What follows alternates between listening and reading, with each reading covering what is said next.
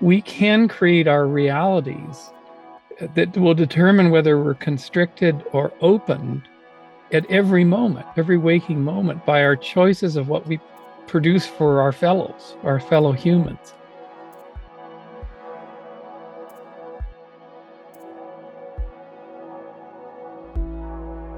Welcome, dear listeners, to this guest podcast, which comes out of the new Ram Dass Explorers Club. So the Explorers Club is a virtual meetup that gets together once a month, and it's dedicated to delving into the depths of non-ordinary states of consciousness. So specifically, we're exploring the crossroads of psychedelics, spirituality, science, and creativity. So most of you know, in today's psychedelic renaissance, much attention, rightfully so, is placed on their profound impacts on mental health. However, we all know Ram Dass had his roots in studies like the Good Friday experiment, where he was immersed in the spiritual dimensions. And we also know that he spent half a lifetime seeking methods from spiritual traditions that might help him sustain these profound glimpses he got through psychedelics. So some of us might not know that in the last years of his life, he was really interested in this conversation around science and spirituality. And he really wanted that to continue into the future. That was part of what he wanted his legacy to be. And so that's what we're doing in this new group. We're bringing it all together. Yes, Ram Dass's relationship with psychedelics evolved and changed over the years. And yet, regardless of your stance on these substances, we all know that they served as this incredible catalyst for his personal journey of awakening, and that went on to inspire countless others in their own path of self-discovery for generations. And so whether you access non-ordinary states through psychedelics or meditation, or as that great story goes, through crocheting, we come together each month to explore how these glimpses intersect,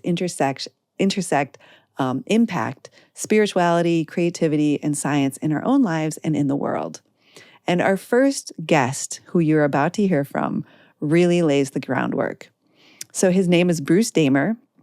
He's a scientist, a designer, author, communitarian, and psychonaut.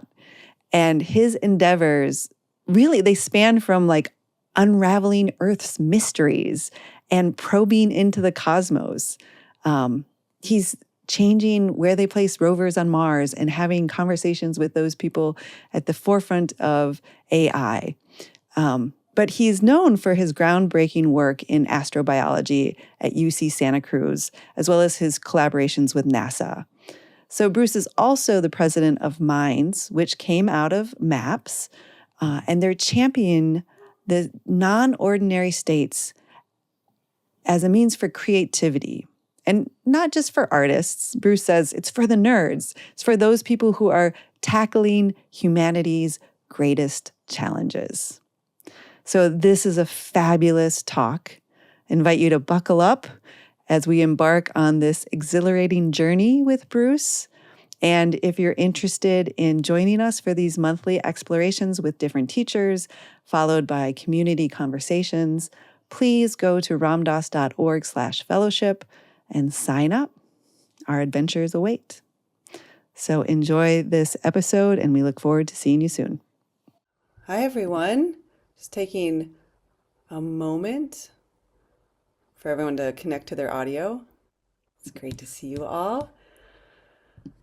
Yeah, I see some familiar faces. I just want to say welcome to this brand new Ram Dass Explorers Club. It's really exciting to be together, and it's really exciting to delve into this. We're creating a space to dive deeper into conversations about non-ordinary states and the intersection between psychedelics, spirituality, science, and creativity. And we were just talking about how this was one of Ram Dass's wishes, was for us to talk about spirituality and science. And we all know that he was this leader in research in psychedelics and doing all sorts of studies like the Good Friday experiment. And he was also looking at this intersection of spirituality and psychedelics. And so we're just bringing all of that together for us to have a place to talk about the things that we might not be talking about with others in our lives. And while his work morphed and changed, his work with psychedelics morphed and changed over the years, it really, we all know, like led him down this path of self-discovery and spiritual awakening. And that has inspired, I mean, millions around the world. It's incredible how many people he has inspired and continues to inspire every day. How many 20-year-olds show up like, oh, so opened by what he had to teach and say. So that's what we're doing. We're building a sacred, open-minded community to talk about these things. Now, I do want to be really clear that we're not creating a therapy group or an integration group here, but it is a space to discuss and explore and delve into all of these different conversations that are going on. So just a little bit about the logistics. We will meet the third Thursday of the month, give or take. Keep an eye open in your inbox for the invitations. And each gathering is going to have two kind of sections. So in the first, we'll evoke Ram Dass by sharing a brief clip. And then we get to hear from a featured speaker, someone who's inspiring in this field right now, innovative in this field. And then we'll open it for an audience Q&A where you can either type your questions into the chat or we'll unmute you if you raise your hand. And so that'll be the first like 60 to 75 minutes. And then if you're able to stick around, the second part will be to go into breakout rooms to discuss insights and curiosities and understandings of the material together so that we're learning from each other and doing that work of building community and getting to know each other and continuing to come back and deepening that way.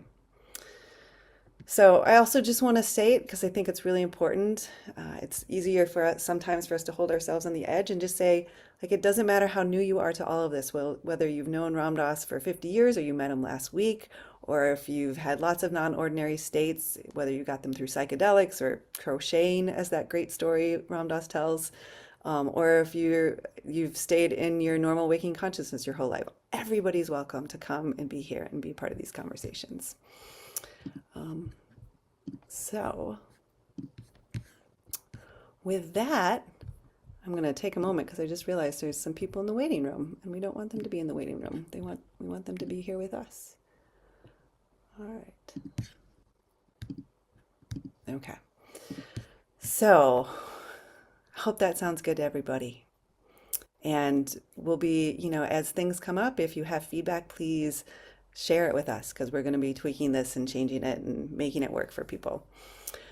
But I think we should dive into this one because it's really exciting that this is our inaugural one. So if you don't know me, I'm Jackie Dobrinska. I'm the Director of Education and Community for Love Serve Remember Foundation. And our guest today is the amazing Bruce Damer. And he's this really amazing and fascinating blend of scientist, designer, author, communitarian, and psychonaut with this knack for delving into the mysteries of life, both on Earth and beyond.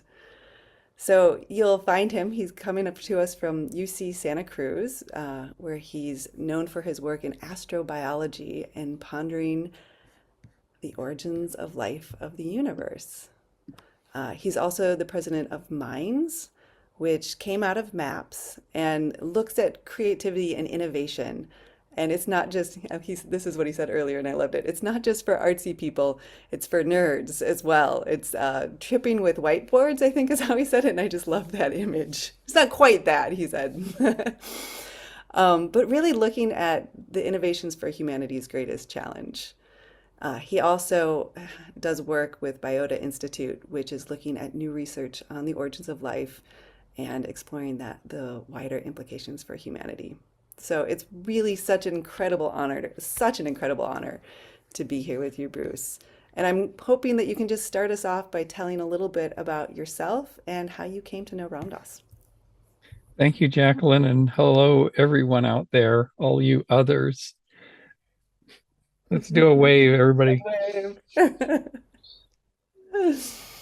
And I just want to say that discovering Ram Dass, and I discovered him, of course, as many of you did, just through his online presence. because he became less and less visitable in the last years of his life in Hawaii after his stroke. So few of you, that didn't include me, had the beautiful chance to go and sit with him in his wheelchair or swim with him in the ocean with his little ducky floater thing that he was on, and that we all have seen in just a beautiful human being. So I got to know him vicariously through those channels. But one other connection was I inherited through work with Timothy Leary's family trust a whole bunch of Tim's archives. And right in the next room here is Tim's record collection and library. And also coming in were clippings, thousands of clippings from newspapers. And one of the newspapers was the Harvard Crimson, which was the newspaper that basically Tim and then Dick Albert, or Richard Albert, got outed in the early 1960s, leading to Richard Albert's firing from Harvard and the creation of Ram Dass. And so I collected up all these letters that were sent to the letters of the editor by Richard Albert, and I sent them in a package to Hawaii. And supposedly when they pulled them out, he had this wonderful classical shit-eating grin that he has, saying, "Oh my God, I haven't seen these in like 65 years," which was true. And so I felt that connection in terms of that early life. And I've kind of become a bit of a student of his, as many of you have. And there are teachings there, and there's wisdom and genius there that is just continually downloadable for all of us in our time. And with that, I want to share that Raghu Marcus, who many of you know, hosting numerous podcasts in this network, was told by Ram Dass a month or so before his passing that he wanted two things to happen. One was to move the Sangha from Hawaii to the mainland and make it more accessible. And in fact, this series of conversations is a big step in basically fulfilling his wishes, his last wishes. And the second thing he wanted to do is to take up science and spirituality, take up those questions again. And so Raghu and I have been doing podcasts and various things in the last 2 or 3 years, and there's a big event planned this fall. But this event, this inaugural event, is where we're going to do that, really in a kind of a serious way. And I brought some fun artifacts to show you.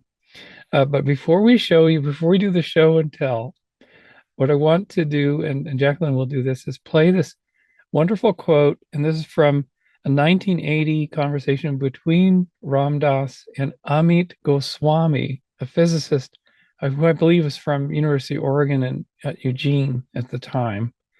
And it's about Albert Einstein. And this is kind of a good framing for where we're going to go, if that can get queued up somehow.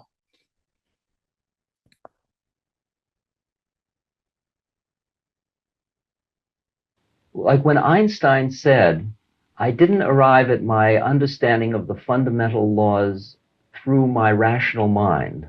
It seems to me what he's describing is a transcendent state in which he moves outside of the matrix of time and space into a more gestalt perception of the universe, which has in it past, present, and future. And then he comes back into his rational, linear, analytic mind, and his training as a physicist allows him to bring back from that totality some little sub-bit of information, just as Bach brings it back, or is brought back in a rag or something like that. And it's not, that kind of knowledge is not something you can know, it's something you can be. Then you can only know about it as almost a memory. It's a memory trace. You can know a little bit about it.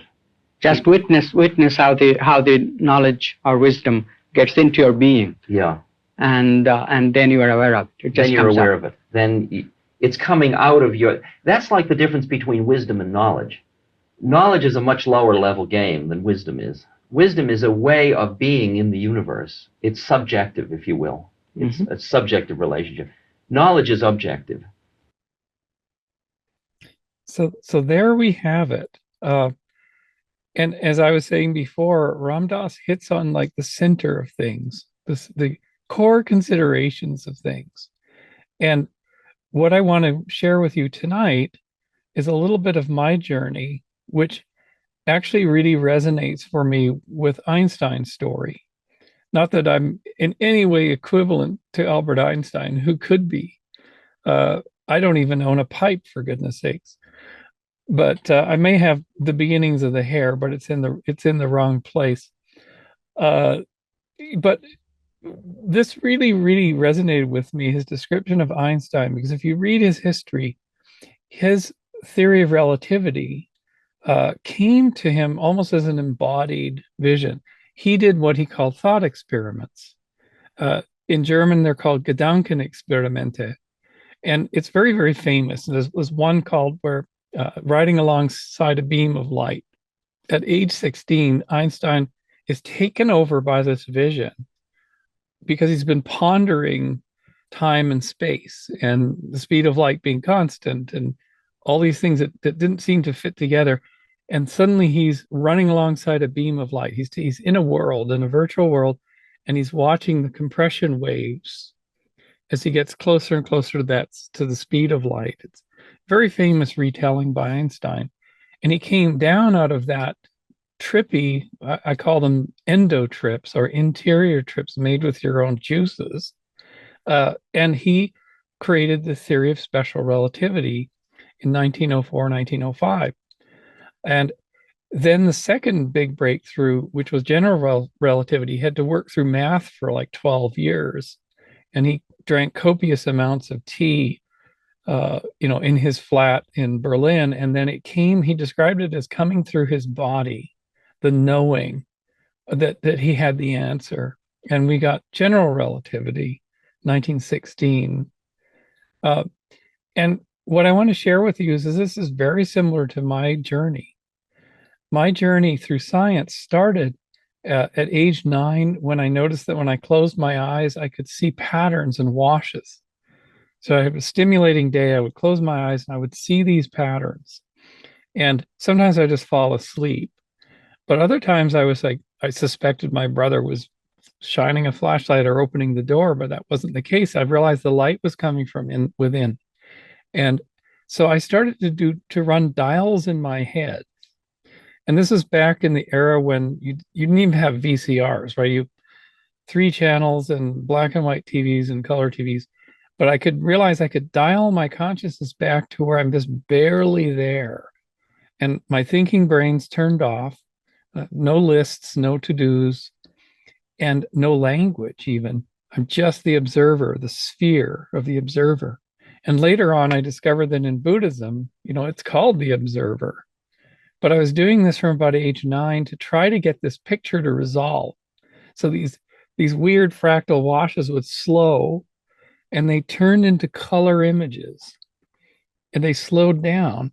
And if I didn't focus my vision on them and had desire for them to do anything, I just kind of defocused a bit and kind of only mentally looked away from them. They turn into worlds, and bright, shiny things would sometimes go across. And I was like, oh my God, this is amazing. It's color TV, and we don't even have a color TV. And I could potentially open this channel if I can really learn to tweak it. And at age 11, 12, I started to draw things that I saw. And I drew thousands of these drawings in color. And some of them are up online, actually. But then that inner world turned into an inner sense. So I realized I can bring some of that to the outer world, in that what if I was in my thinking mind and walking down the street and I had in my hand a baseball, and the baseball I was borrowed from another boy, and this actually happened to me. And so I walked out of the house like, I've borrowed this baseball. I haven't seen this other 12-year-old boy. He's going to be mad at me for having his baseball, and I have to find him. So I'd walk around the neighborhood with this urgent desire to find the 12-year-old boy, never find him. I could do it multiple times. It was never happening. And I could feel something like the shakiness around that intention. So I went home and I sat under the willow tree, and I kind of rebooted myself into a different knowing. And I walked out. I said, I'm not going to have an idea about whether to walk down this alley or through the schoolyard or whatever. I'm just going to be directed. So there was a sense, there was like a little filament that I would follow and follow and follow, and would walk me around the neighborhood. And it walked me around the neighborhood for about 2.5 hours. And I found used Coke bottles, which I could return for money. And I went down to the slough and I built a sandcastle. And I just did the things that the filament, the knowing, was telling me to do. And then toward the end of the day, I'm walking back across the schoolyard and I hear a voice. And behind me is this boy walking up to me who had found me. And I turned around and handed him his ball back. We had a great big grin, and he became my best friend. And so I said, you know what? Plan B is better than plan A for living this life, if one can do it, is to go on this intuitive filament and just move around the world. And so I've done that for 40 some years. And one of the things that started happening when I was about 14 were these endo trips. So I decided to work on the origin of life. One day I got up, I walked, I saw a beautiful flower coming out of the frozen ground, and I asked the question, where did this come from? Well, it's a Mariposa lily, and it obviously comes from a bulb, which is simple, but the flower is complex. So something is going on in the bulb that makes a complex thing. And I stood up and said, well, everything came from a bulb or a seed all the way back. Even us, when we eat bulbs and seeds, we have our French fries and our cereal, and everything there's an original bulb or seed somewhere. And my mind sought to probe back 4 billion years to try to find it. And then I kind of opened up. I went into this incredible flow of connection through time and the whole sort of thing that maybe 14-year-olds who hadn't even taken any drugs can still sort of do on the natch, as Terence used to say, Terence McKenna. And I started walking back to my parents' house, and I saw this thing arrive right in front of me, and it was a moving ball, stick and ball object, moving around, and it was molecules in a kind of, junior high school textbook form. And I realized it's like they're trying to get my attention. It was my first endo trip, my first thought experiment. So I said, okay, you're showing up because I asked the question, where did all of these bulbs and seeds come from? There had to be a first one. And it spoke to me. And before I could ask it a question, I was just sort of remarking on its presence. It said to me, figure out how I made a copy of myself. Okay, figure out how I made a copy of myself. And I said, I don't believe you. If you're a machine, you need a factory to build machines. Automobiles need big factories. And I don't see a factory around you. How can you make yourself all these moving parts? And it winked at me. If a bundle of molecules in an apparition can wink, it did. And it said, work on it. It's solvable.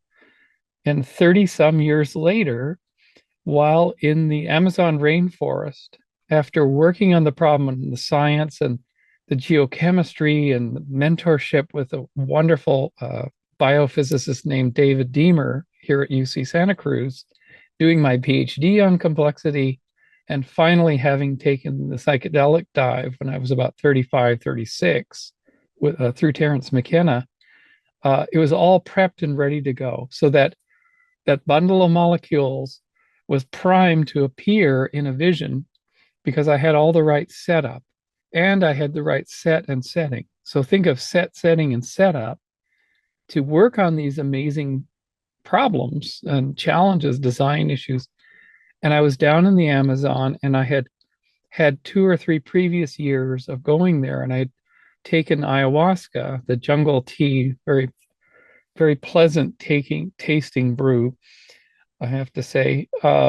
If you really like a bitter, dark beer, it's sort of in that class. It's like the most dark, bitter stout that you could ever imagine. So if you just think about it that way, then it's a really good thing to toast with. But anyway, I had done a year or two, maybe 20, 25 sessions on my own healing, because I was adopted at birth. And adoptees, when they're taken from their mother, before they get a chance to smell the mother, see the mother, feel the mother from herself, and have her milk, if you don't have that, there's a big rupture that happens. So adoptees they're different beings, really. And so I had resolved that. Ayahuasca allowed me to recreate and re-experience, embody my own birth and the connection with my mother, my birth mother, that I'd never had. I felt her love in growing embryonically in her belly. And that was all I needed, is a few seconds of that. So I was really grateful to Mama Ayahuasca for bringing such intelligence and healing. And then I turned to her and said, how would you like to go back? How would you like to merge together and go back 4 billion years to where we think we all began, our common births? And she kind of gave her little nod or wink, as apparitions tend to do. And we merged, and I went on an endo trip, powered up my endo tripping system in the middle of an ayahuasca session, driving back 4 billion years through clouds and back to a very strange planet with orange skies and coffee-colored oceans, and down into the bubbling hot spring pool, into where we think life could begin. I actually became that first protocell, undergoing its attempted division to create the daughter cells, to divide and pass on heritable traits in a colony of other protocells. And I watched the whole thing happen and brought it back. So I like Einstein, in that sense, became what Ram Dass called the datum, that the scientist becomes the datum. They subjectively become the very experiencer of the insight, and then came back, put it into, sketched it all out for Dave Damer. A huge amount of meditation was required to kind of meditate around on what I'd seen. So you need the combination of mindfulness practice as well. And then made it into the language of science, got it into publication in 2015, and it was on the cover of Scientific American in 2017.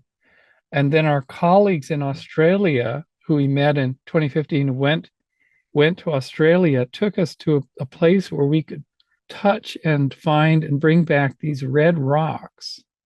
And this is a stromatolite. It's these little ridges are laid down by stinky microbial mat colonies on the edge of a lakeshore over 3 billion years ago, on that same earth, that coffee-colored ocean and acid rain and no breathable air. And we got to touch it. And at the same time, what was going on in science, and things happened sort of in simultaneous discovery, this material was materializing. If you can see those little black blobs there, this is from an asteroid called the Murray meteorite, which is older than the Earth itself. It's 4.6 billion years old. So it's older than the parent body of the Earth.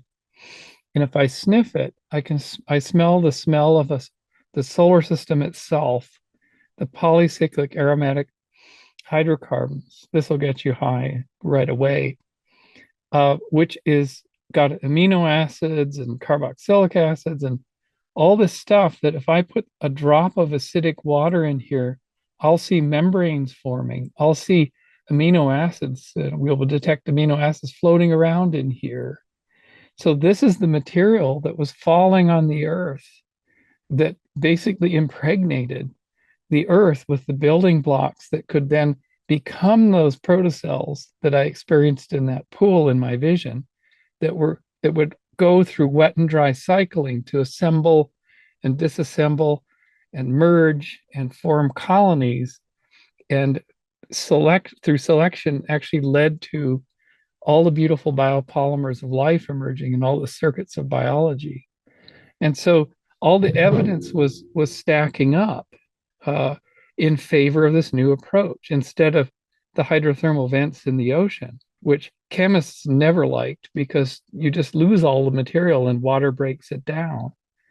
Little warm ponds were thought by Charles Darwin in 1870 to be where life began, and he actually really nailed it. In 2 sentences, he actually predicted it.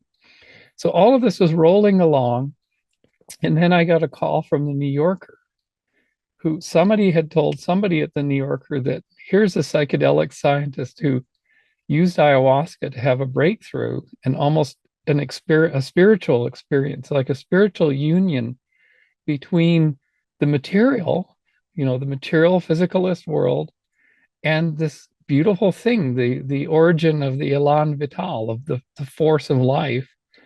It's a pretty amazing place to go. And they wanted to interview me for an article back in 2016, 2017.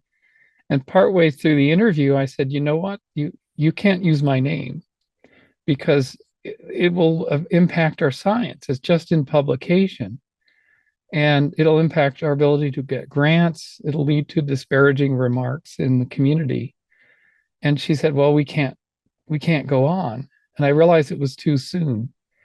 But in 2022, Dennis McKenna asked me to do an opening talk at a conference in the UK. And I came out of the closet pretty fully.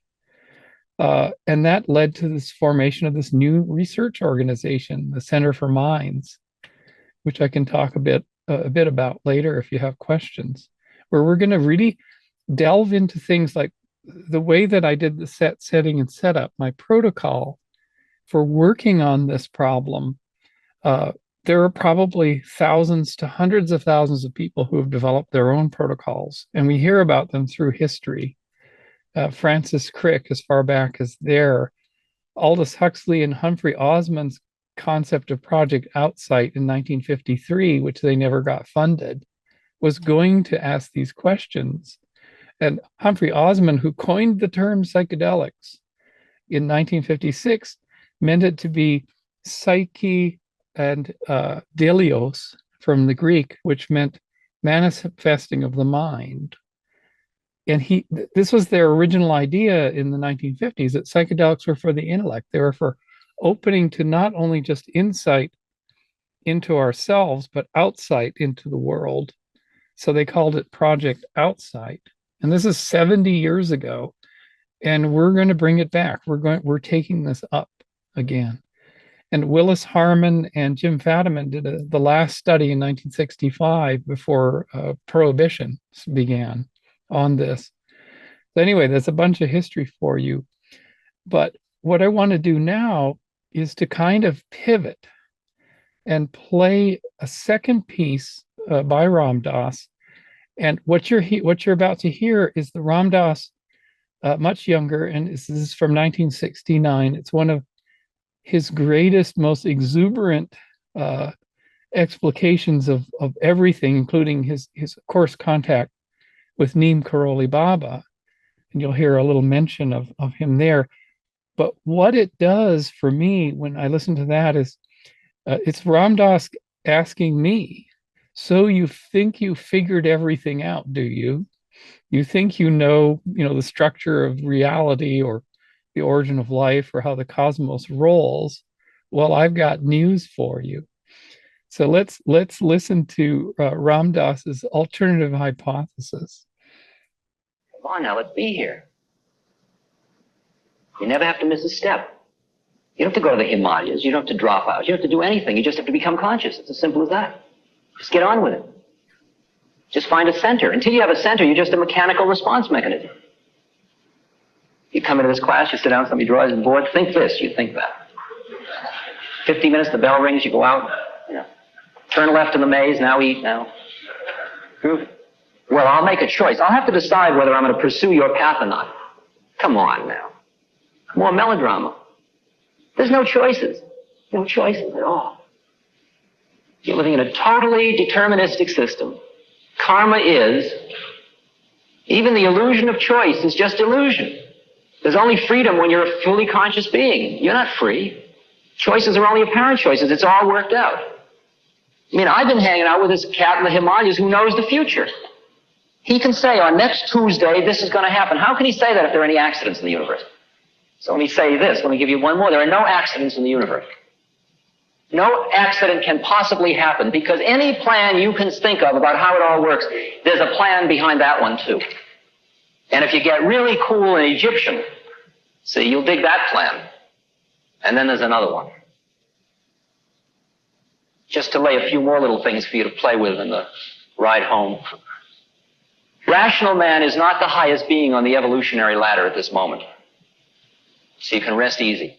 And the next level of being is neither benevolent nor malevolent. So you don't have to get your ray gun to beat him off when you meet him on Mars. The physical universe as we know it is a more trivial part of the cosmos. Desire creates your universe. It is only your desire that is keeping you receiving only that information which keeps you in the illusion that there is a reality which is a physical reality. Just as if we had a television set up here and we tune it to channel 7, as far as that television is concerned, there is only channel 7. Channel 9 doesn't even exist for the television set. Now you tune it to channel 9 and suddenly channel 9 only exists for the television set and 7 doesn't exist. What happened to 7? Doesn't exist. In this room at this moment, there's channel 7 and there's 9, or whatever those channels are in Vancouver. But we're not receiving them because our receivers are tuned in a certain way. Because one of the qualities of the fact that you are in a human birth at this point means that your receiver was tuned a certain way. It was preset. It's preset. But it's not preset in a final way. You can adjust it. And I can sit with my guru brother, who's the guy from Laguna Beach, and he is sitting in the room right next to me, and he's talking to a guy in front of him that I don't even see. Well, one of us has lost his marbles, man. Who's crazy, him or me? I mean, there's a cat he's talking to, and I don't even see the guy. It's like he's tuned to channel 9, I'm tuned to channel 7. The final place one gets to is that one has a dial that is completely flexible, and you can bring in all levels at all times, and you see how it is at every level all the time. Because what in fact is going on is you are living at a certain vibrational rate, and that's what makes it all seem real to you. And you change that vibrational rate just a tiny bit, and all this is gone, and something else is here. All this is gone. Right? Somebody says to me, well, what would happen if everybody became enlightened? Well, this would all not exist, because this only exists because of our desire. See how that works? But don't get scared, because, if you want it, you'll keep it. That's the way it works. No rush. We got eternity.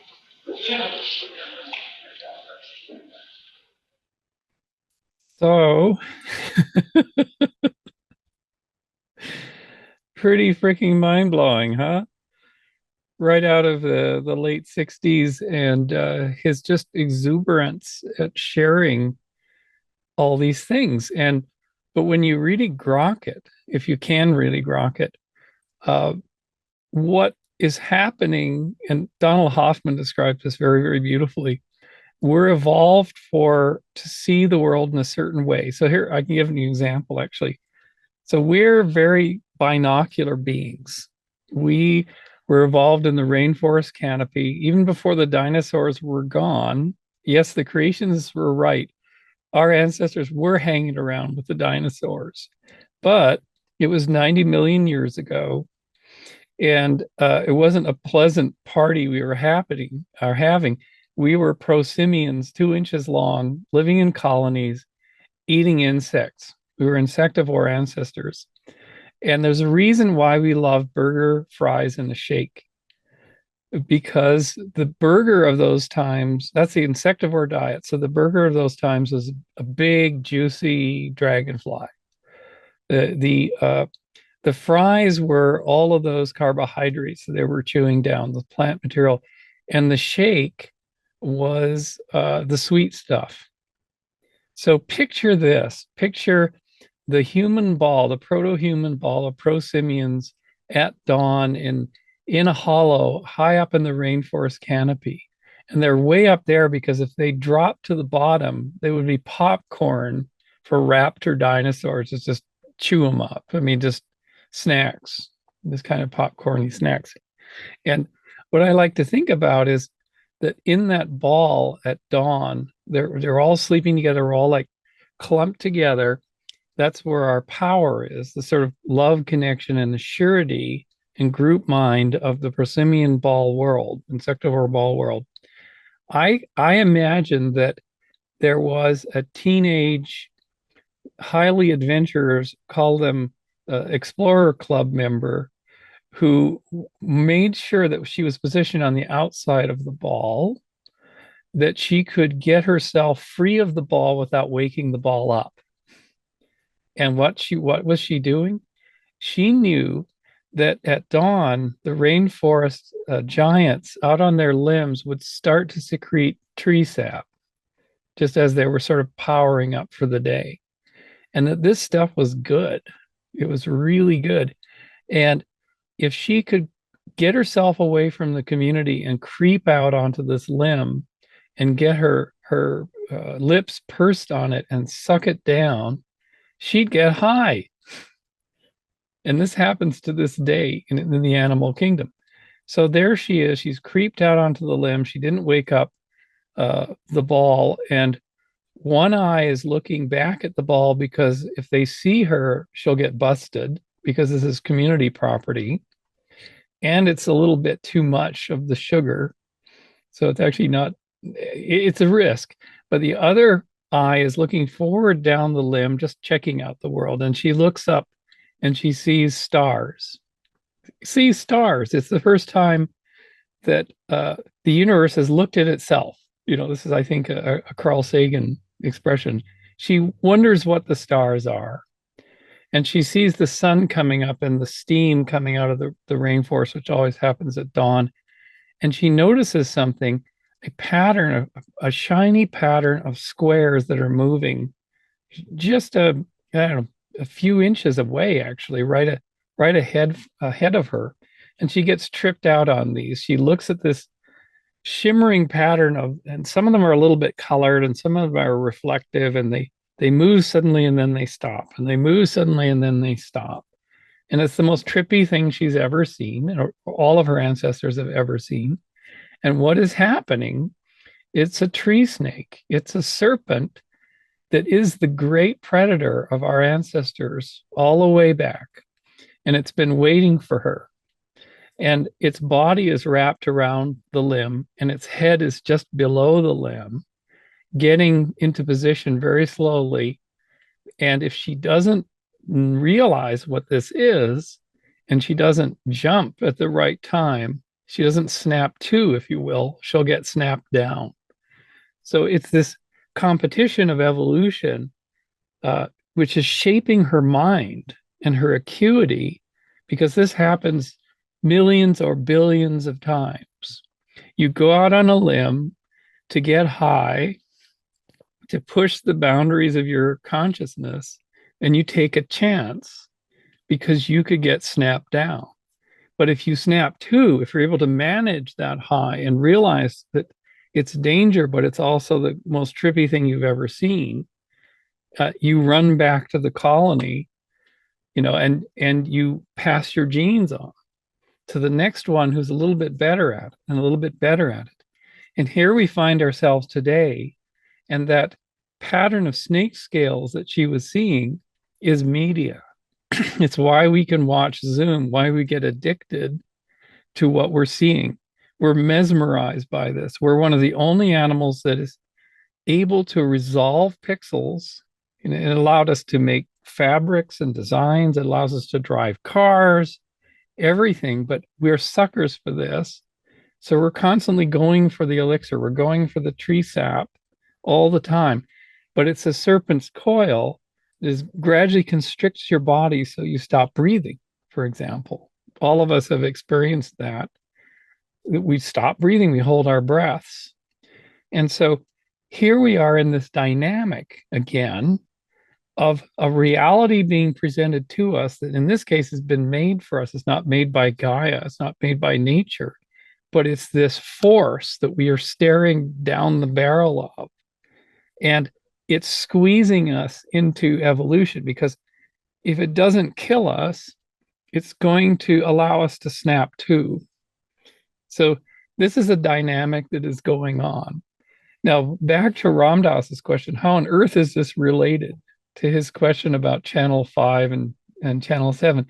I think it is, because we are sort of in-tuned, exquisite story machines. So what Ram Dass's genius is the story. It's to pull us into the story, into the reality of the story. The great teachers and raconteurs can do this. And we get still, like kindergarten kids. And it is the mode in which we are the most open to learning and wisdom and calming our systems too. So it's the great bequeath of all of that. And tuning to Channel 5 or 7 is what it's all about. So we can create our realities that will determine whether we're constricted or opened at every moment, every waking moment, by our choices of what we produce for our fellow humans. And what Ram Dass was doing was producing some pretty wild and way out stories, which we can now all access, which is just a wonderful thing. But the lesson of our time in the 2020s is that we can also produce stories that are incredibly toxic for human beings. And we invented this serpent called the internet and media and technology. And now with AI sort of packed on top of it, AI is the brain of the serpent, if you will. We've created a medium which is going to challenge us like never before. But if we decide that it's the story we make for ourselves that lifts us, that calms us down, enthralls us, makes us feel more than think, then we will come into a wisdom. He's talking about knowledge versus wisdom. We'll come into embodied wisdom.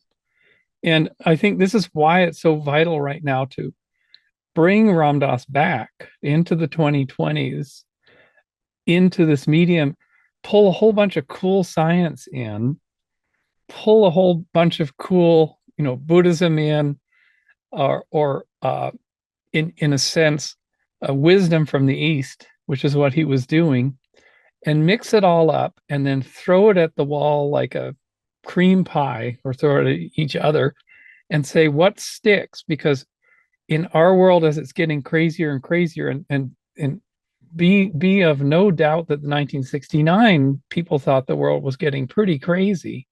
It was too much for a whole generation that just basically said it's too fast, too much. And yet we got through that. It was the Vietnam War and media, and just it exploded onto people's consciousness in the late 60s. It was a very challenging time. And yet out of those stressful, challenging times comes most exquisite knowing and telling of who human beings are, and where we are, the universe that we're in. And it's not just a universe of stars and galaxies, and I believe that those are real. They're not made, I don't believe they're made by a conscious entity, but these planes of consciousness that one can enter, that Ram Dass basically learned when he went to India and many other things, and he learned through psychedelics, the planes of awareness, all of that stuff is another universe, and it's available to us to be the explorers of. And I want to conclude, to give us time for questions, with a thought that if you listen to the arc of Ram Dass's teachings, life, insights, jokes, failings, the arc of his life, which is really well documented. It's a wonderful hero's journey to actually study, deeply study. He starts out in this exuberant mode of planes of consciousness and the observer, and opening the heart, and the madness of everything with a sort of a joyous approach, and all the complexity of his early thought goes and goes and goes and goes, and then he has the stroke. So when he has the stroke, his body becomes limp. Just before he had the stroke, we understand that he was complaining to people. Actually, this happened, I think, in an event on the Big Island, that he was still stuck in his ego. He was still coming from that. He was trapped in the cage of Ram Dass, of being a famous person, expected like a show pony to do things when he showed up in a certain group, and then going into tears, realizing that this is not right. There were people grabbing at his clothes, and he was really conflicted about it. And then he has the stroke, and it's the stroke of genius, really, because it pulls everything down to the point where he can't have ego about anything. And as he talked about, I think in the book Still Here, and certainly several times in the last 16, 17 years, I needed help to take a shit. How could I be in an ego of anything? The only thing I could be, the only place I could come from, is a place of full gratitude for all those that were helping me to continue to live at all. So he distilled all of that teaching, all of that ideation, and that entire lifespan all down to one thing. And you'll notice it right in the end of him looking at the camera saying, I am loving awareness. I am loving awareness. And he says it in several cadences. He plays around with that. That's his final lines on the stage, folks. That really is, I am loving awareness. And he's sitting with Hanuman in the garden. And I think to leave you with that, we all need heroes, in a sense. And I think he's a very unique class of hero. He's a very human hero. He's relatable, he's funny, he's a little bit wacky in a lot of ways. He is Hanuman in many ways. And he's a humane, soft figure for our times in these sort of harsh, there's a lot of harsh language. All of Hollywood seems to have gone very dark. Even Star Trek is dark and doom laden. We watched Dune 2 the other day here. It's like, oh my God, it's so dark and it's full of battles, constant battles. And that wasn't the way that Herbert wrote Dune. Dune was a psychodrama. It was full of personalities. It was full of unanswered questions, and it wasn't just a continuous battle in the dark, in the dust and sand. And so for some reason, we've decided, or the market has decided, that this is the story and the reality we need.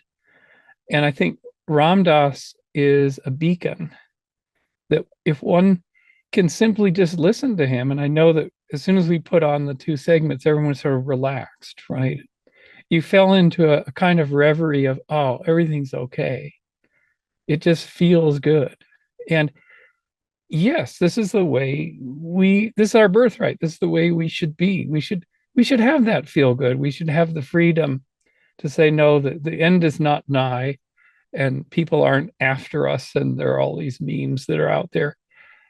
So really maybe the final thought I have is a conversation I had with Terence McKenna before he died, which was Terence was talking about novelty, complexity, and all these sorts of things he was very, very serious about, and which I took up in my research. What is novelty? But at the time I said, you know what, Terence, maybe we don't need to be so impressed by novelty. What we need more now is some more levity. So I think I'll end there and open this for questions, either as Jacqueline says in the chat, or I'll let them manage that process. I'll manage that. Thank you.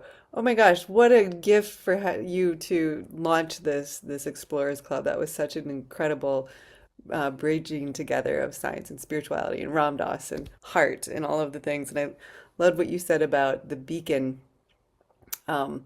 Because it reminds me as like a mountain biker and a paddler, like you hit what you look at. And so looking at the beacon. So If you have questions for Bruce, you can go down to your reactions and raise your virtual hand, and I'll call on you and unmute you, and you can ask. We ask that you do keep them some succinct, just so we can have time for enough questions. Or you're welcome to write it in the chat, and then I can read it. So Eric, why don't you start us off?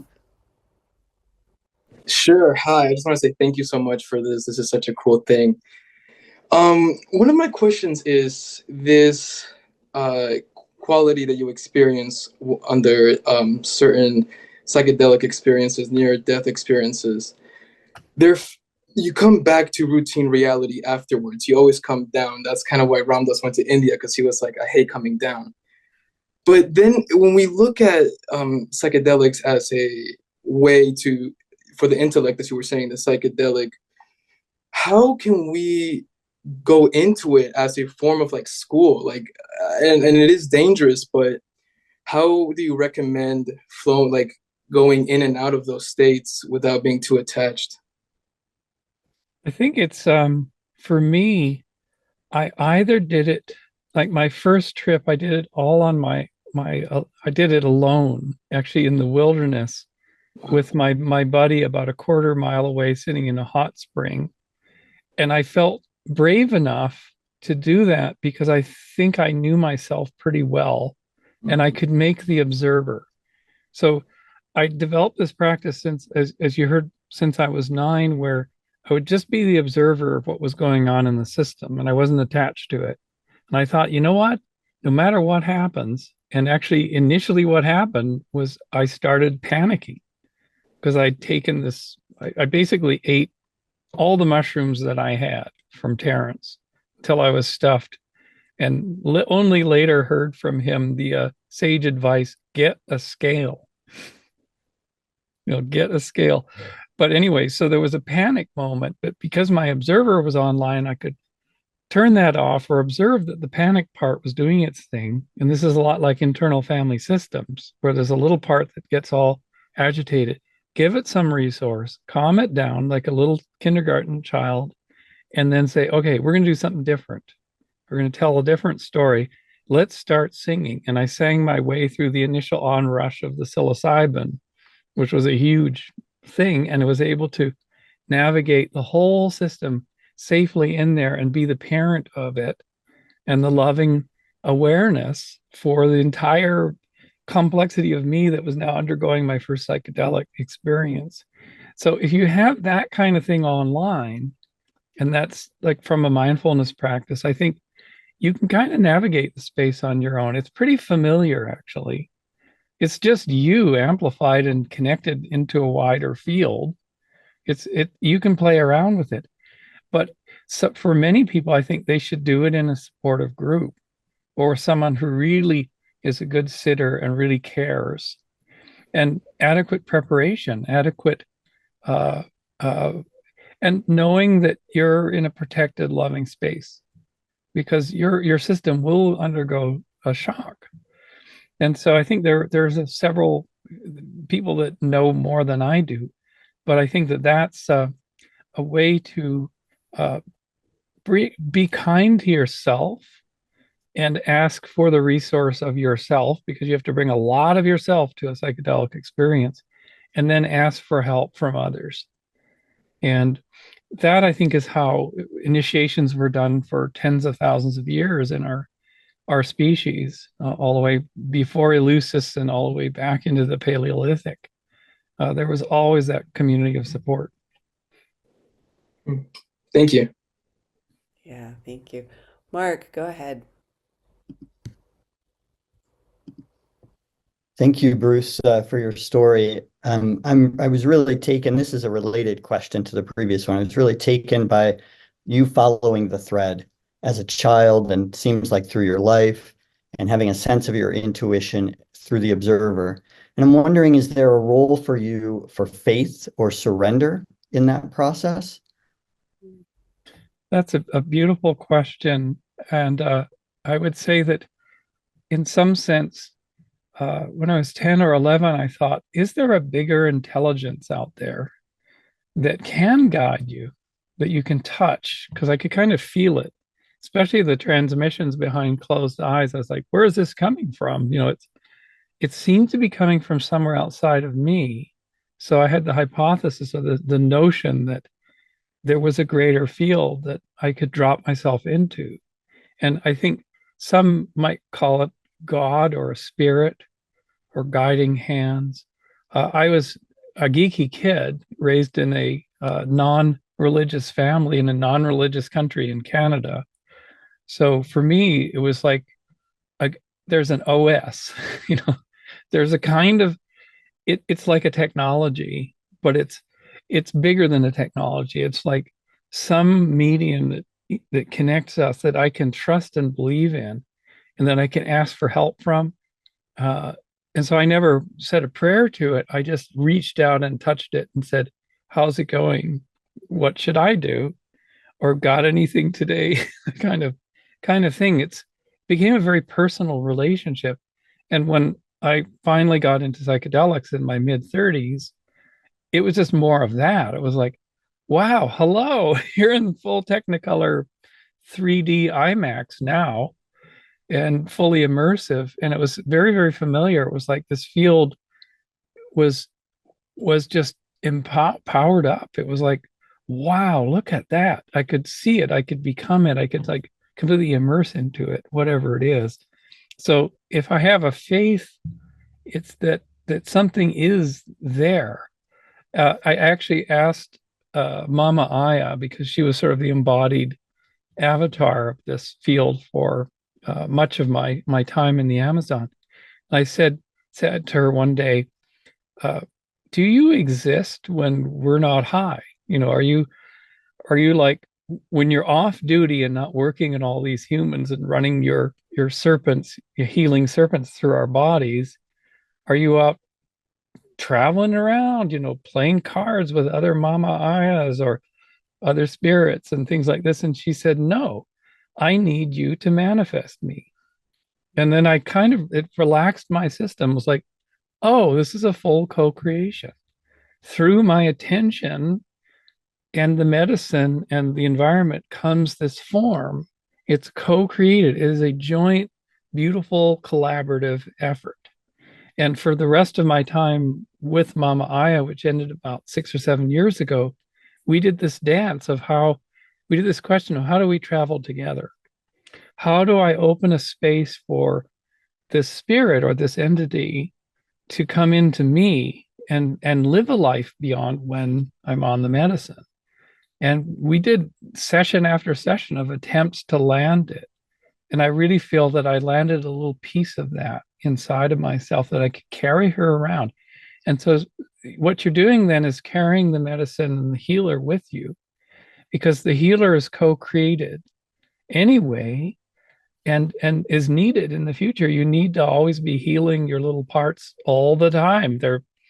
Otherwise they're grabbing the steering wheel of the bus, and it's a constant negotiation. And so I'm a little bit off track there, but I think that's that faith led to all of these, for me, these discoveries. Thank you. Lee, go ahead. Firstly, Bruce, thank you for that amazing talk. That was super awesome. You alluded briefly at the end of that last question, or the last response to the last question, about this idea of co-creation, and it raised a bell to me. It reminded me of what Chris Beisch calls the participatory dynamics of psychedelic disclosure. And that's a fascinating thing, and I'm sure you could talk about that for a while, but I'm interested in this idea in the context of sciencing, because science is really, what science really values is verifying things intersubjectively and having things be repeatable, but that doesn't seem too nice and neatly compatible with this kind of participatory dynamic of psychedelic or otherwise spiritual experience. So I'm just interested what you think about that, but also specifically in the context of like what is the role of science going to look like in kind of examining this consciousness thing broadly? Like, is this kind of problem, however you want to look at it, of subjectivity, is that compatible with the way we do science? That actually is, I would say, it's the question of the day for what we're doing at Minds. So we've been having meetings with all these psychedelic researchers, fairly top thinkers in the field, have been directing laboratories the last 8 to 10 years. And one of these researchers in these calls said, my goodness, in order to study these downloads, these sort of Gedanken experiments, or these flashes of insight with full creative flashes, we can't do it in the laboratory. We can't put somebody in an fMRI scanner in the tubes, where you're sitting in the tube, and say, alternate use test. Imagine a brick. What can you use it for? These are the kinds of creativity testing that has been done in the laboratory. And the young researcher that's working with him and himself, we had this beautiful conversation where he said, we have to develop all new science, all new ways of approaching the question of creativity, because we can't take the creative urge or catalyst out of its native ecosystem. It has to be within the complexity of its full ecosystem, which is human relations, the complexity of problems, what you ate this morning, the current zeitgeist, what your colleagues are working on. It just can't be taken out, and it can't be pared down and simplified and all these things cut off of it, and then you study one little aspect as you kill it. You absolutely can't find it. So we're actually looking for a grant to start a working group and a full conference, we hope, in the next year or so, to say, how do we invent all new science to work on this?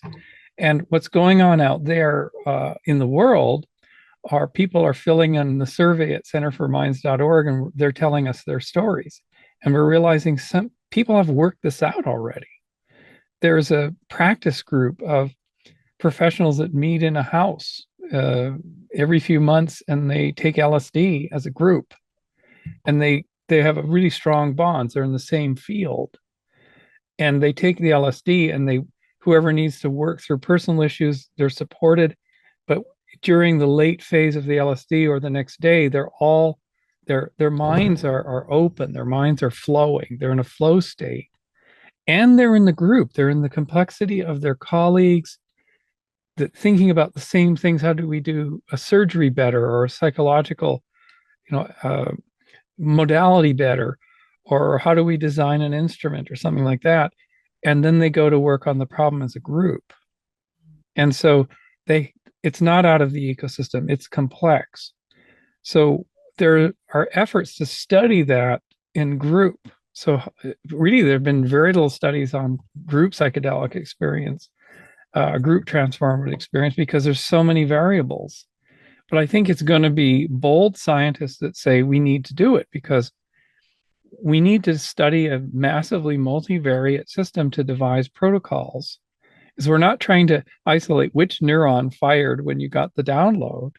We're trying to create protocols that make it happen more repeatably, as you mentioned, and reliably, practices and protocols to land this over and over again.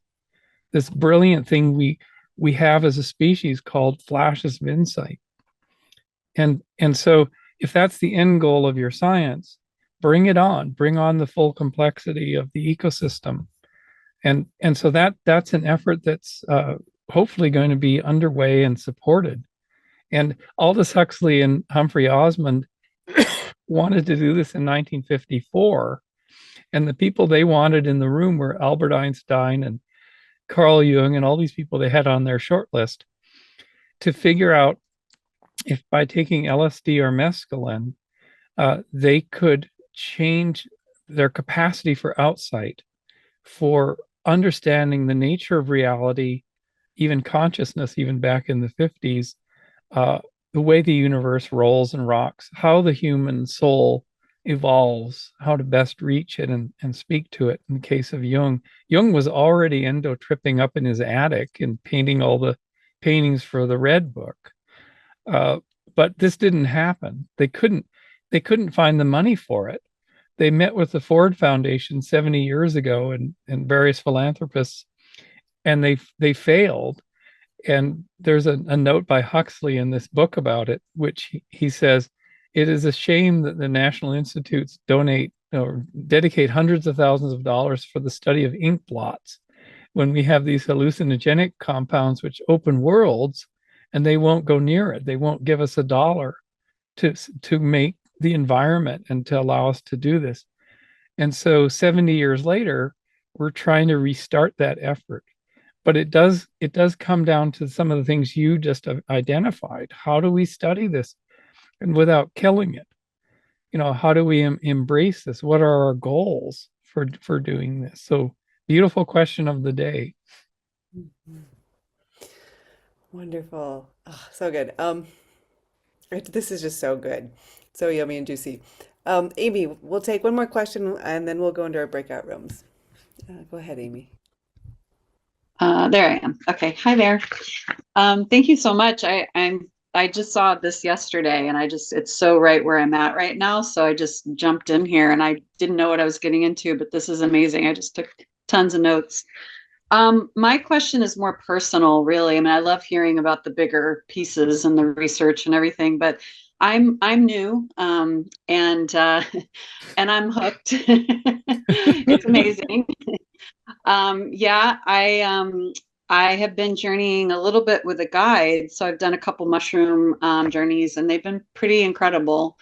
I really want to journey alone. Like I really do. Like I feel very called to that, and it's like even my guide who is, sat with ayahuasca like 14 times and has been working with people with psilocybin for all these years. She doesn't journey alone. She always has a friend or, somebody trip sitting. And I just have such a desire to do it. And it's just interesting when you're with a guide that like says, oh, they never do it and they don't recommend it.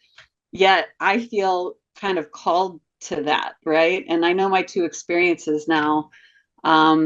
And I know it can, it can go bad or get hard or, like what you were describing with your panicky place that you got to. So I just would love any other thoughts around journeying alone. And you already said a few things which really spoke to me, which is, if I'm doing that work, meditation, self-compassion, working with my parts, cultivating that observer mode, it sounds like then I can bring that with me, into the journeys, and that's going to support me and resource me. But yeah, any other thoughts you have about journeying alone versus, with a sitter and all of that? I just would love to hear your thoughts. Thank you. Yeah, that's another very beautiful question. And in fact, what I recommend is that you go to a place in nature, because in nature, that's our womb. That's the true world that we're from. And when we're facing other humans, it's all human stuff, right? We're in a room, got your phone off, this and that, logistics, bathroom, it's the human world. And I remember in Australia about 10 years ago at a psychedelic festival, I was just sitting there, and by that time they'd ID'd me as, one of these people they could talk to, as I'd been doing talks. And this fellow with a very red face seemed to be getting pushed toward me by his mates. They're like, go talk to him, go ask him the question. And he came up to me and he said, I have had, he described this experience. He'd had some very, very powerful psychedelic. He was still in it. It was the morning, but he was still fully in it. And he said, I don't know what to do. And I looked around, there's like 15,000 people around us, a festival, and these mates, these buddies who don't know what to do either. And I said, why don't you leave the festival and go up through the cars, through the tents, and there's a little gate there that I'd been up the day before. Go up there. There's a wattle tree up there, and there's a rock there you can sit, and it'll be far enough that the festival will kind of disappear, and just go there. Go there, because actually what you've experienced is so profound and so big. Your mates can't, no one can know this. No one can, no one can help you. They can't even talk to you. You can't voice this. You can't give this language, but you can be with it, and you can allow it to really sink in. And it's still rolling. I could tell it was rolling. And so he marched through the cars and the tents and everything. He was up by the wattle tree, and sometime later in the afternoon, he came back, and he wasn't so red-faced anymore. And he said, that was the place to be. That I connected the whole earth, the whole of Australia. Ants were crawling all over me. Like, ants were crawling on my skin. There's the wattle tree. I noticed everything I'd never noticed before. And I just got connected. I realized he was able to land it because the power of nature helped him to land it. He was not alone at all. He was connected to all at that point. And he said the ants were my teachers for a while. They were guiding me. The feeling of them, just trying to get to know them, speaking to these ants. And I thought, well, maybe that's what we need to do. We need to leave the festival for a while.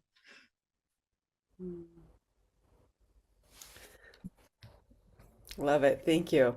Thank you. Thank you. So this was amazing. This was an incredible kickoff. Incredible to be with you. Incredible questions and people.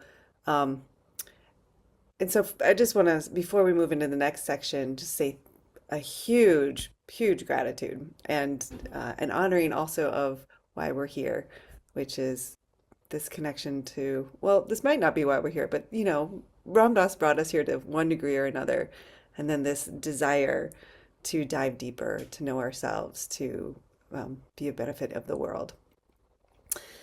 So the next part is really, do you want to share the link of your organization again real quick, Bruce? And I'll put it in the chat. centerforminds.org, centerforminds.org. And you can actually sign up on our news, and we're brand new. So you might not get a response right away, but you can plop a survey, and we've had over 300 surveys, people telling their stories, and we'll have all kinds of programs and conferences and all kinds of, hopefully soon, grants going out to research groups and community groups. And yeah, the fourth wave, the fourth path for psychedelics, we're trying to open that up.